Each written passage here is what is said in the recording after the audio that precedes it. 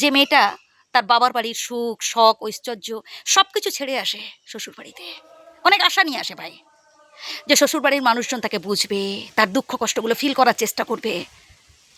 একটা সময় দেখা যায় প্রত্যেকে তার সাথে খারাপ ব্যবহার করছে, প্রত্যেকে তাকে অপমান করছে, কটু কথা শোনাচ্ছে, এমনকি তার প্রিয় মানুষটিও, তার স্বামী। আর সেই মেয়েটি তখন না কষ্ট পেতে থাকে, কাঁদতে থাকে।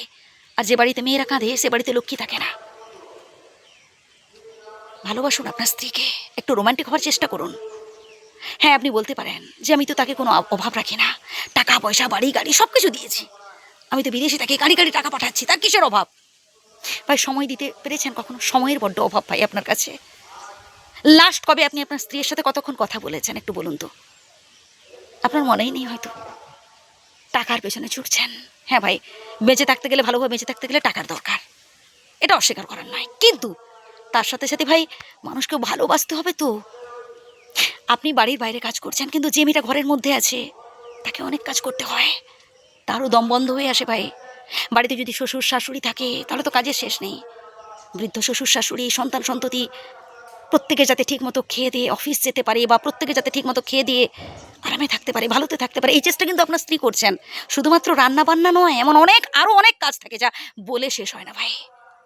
অনেক কাজ থাকে যেগুলো অনেক বেশি কঠিন কাজ, বাইরের কাজের থেকেও অনেক কঠিন কাজ ঘরের মধ্যে রয়েছে ভাই, যেটা একা হাতে একজন স্ত্রী সামলান, একজন নারীকেই সামলাতে হয়।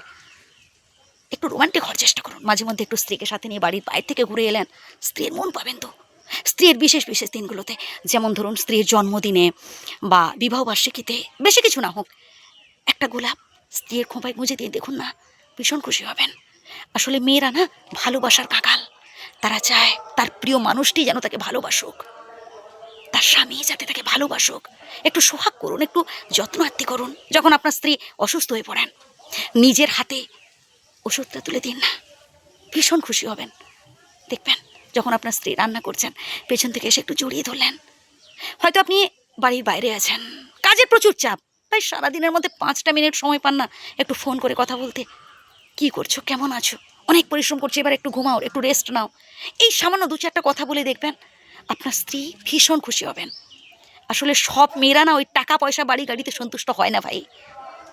মেয়েরা ভালোবাসার কাঙাল, মেয়েরা চায় তার প্রিয় মানুষটি, তার শখের মানুষ যেন তাকে ভালোবাসুক, যেন তাকে যত্ন করুক, সোহাগ করুক।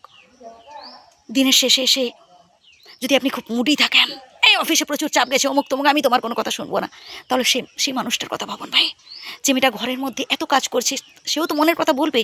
আর সেই মানুষটিকে যদি না পায়, তার দুঃখ কষ্টগুলো একটু ফিল করার চেষ্টা করুন। ভালো থাকবেন, আমার শ্রদ্ধা নেবেন, প্রণাম নেবেন।